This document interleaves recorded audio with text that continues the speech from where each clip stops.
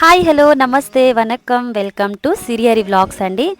So నేను ఈరోజు వచ్చేసి కోయంబత్తూర్ నుంచి పళని వెళ్తున్నాను. అలాగే పళని నుంచి over night Kodaikanal journey. So 4-5 2 days journey ఒకరోజు చూపించేసాను అనమాట. సో ఈ కోయంబత్తూర్ ఎవరైతే చూడలేదో ఆ వ్లాగ్ నేనైతే డిస్క్రిప్షన్లో లింక్ పెడతాను, చూసేయండి. సో పళని ఎందుకు వచ్చామంటే పళనిలో ది ఫేమస్ మురుగన్ టెంపుల్ అయితే ఉందండి. ఆ టెంపుల్ కూడా ఒక స్టోరీ ఉంది. సో దీని స్టోరీ ఏంటి అంటే, ఇక్కడ ఈ గుడిలోని మురుగన్ స్వామిని దండయుద్ధ పాణి అని అంటారండి. అంటే ఆయన యుద్ధం చేసి వచ్చిన తర్వాత అలసిపోయి ఈ కొండ మీద వచ్చి కూర్చున్నప్పుడు శివుడు వచ్చి ఆయన్నైతే ఒక వరం ఇస్తాడనమాట. ఎవరైతే ఈ గుడికి వస్తారో ఆ దర్శనం చేసుకున్నందుకు జ్ఞానాన్ని అయితే ప్రసాదిస్తారని చెప్పేసి వరం ఇచ్చారండి. సో ఈ గుడిలోని మురుగన్ స్వామి చాలా ఫేమస్. అసలు దర్శనం చేసుకున్నాక నాకు చాలా ప్రశాంతంగా అనిపించింది. అలాగే మురుగన్ అని ఎందుకు అంటారంటే, మనకు తెలిసినంత వరకు తమిళనాడు సైడ్లో మన సుబ్రహ్మణ్య స్వామిని మురుగన్ అని అంటారు. సో ఇక్కడ వచ్చేసి ఈ విగ్రహ ప్రతిష్ఠిత ఏంటి అంటే, ఇది నవపాషాణాలతో చేయబడిందంటండి.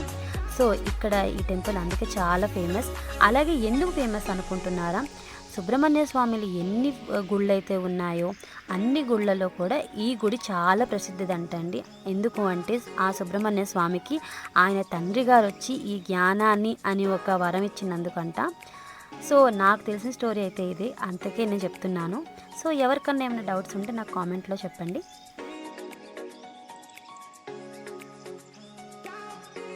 సో ఈ టెంపుల్కి మనకి కెమెరాస్, ఫోన్స్ ఎలా లేదు. అలాగే ఈ టెంపుల్కి వెళ్ళాలంటే మెట్ల దారి ఉంది, ఒక రైలు ఉంది, అలాగే రోప్ వే ఉందండి. సో మేమైతే మెట్ల దారి నుంచి అయితే వెళ్ళి ఆ స్వామివారి దర్శనం చేసుకున్నాం.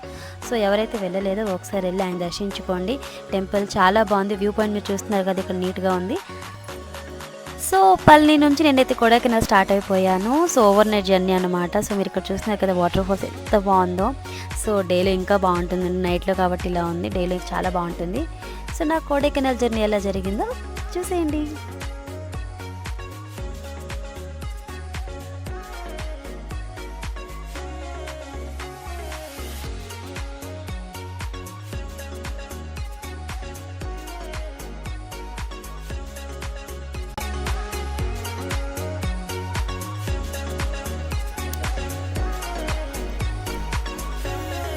So hey guys, good morning, welcome back to my channel.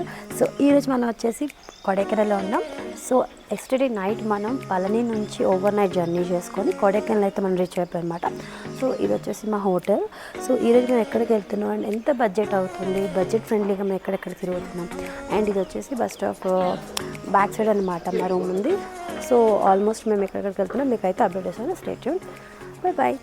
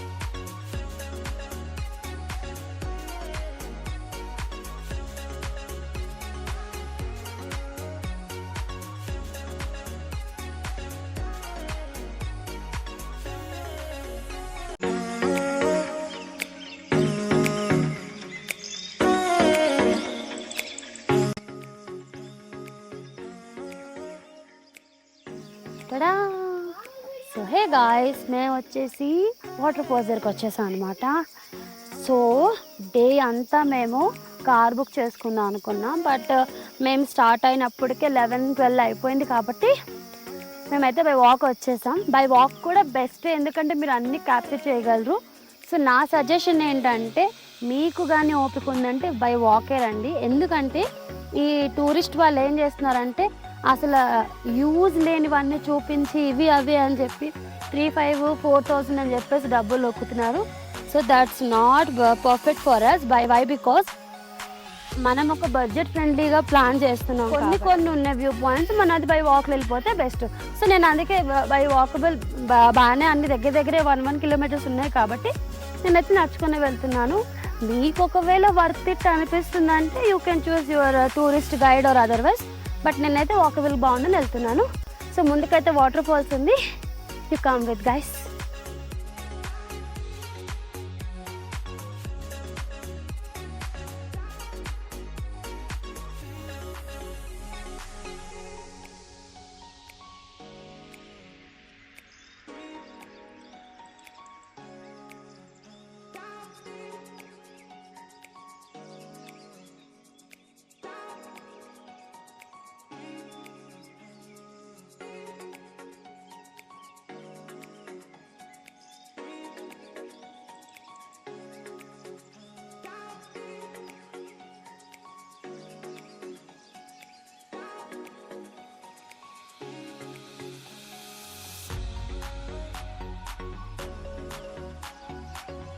నడిచి నడిచి నడిచి నాకైతే అసలు అలుపు ఆగట్లేదన్నమాట.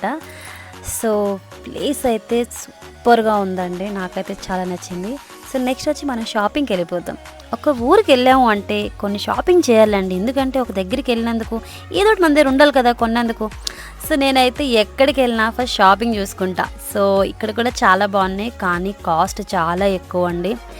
కానీ ఏం చేస్తాం, ఇంత దూరం వచ్చిన తర్వాత ఏదో ఒకటి కొనుక్కోకపోతే మనసుకైతే బాగోదు కదా.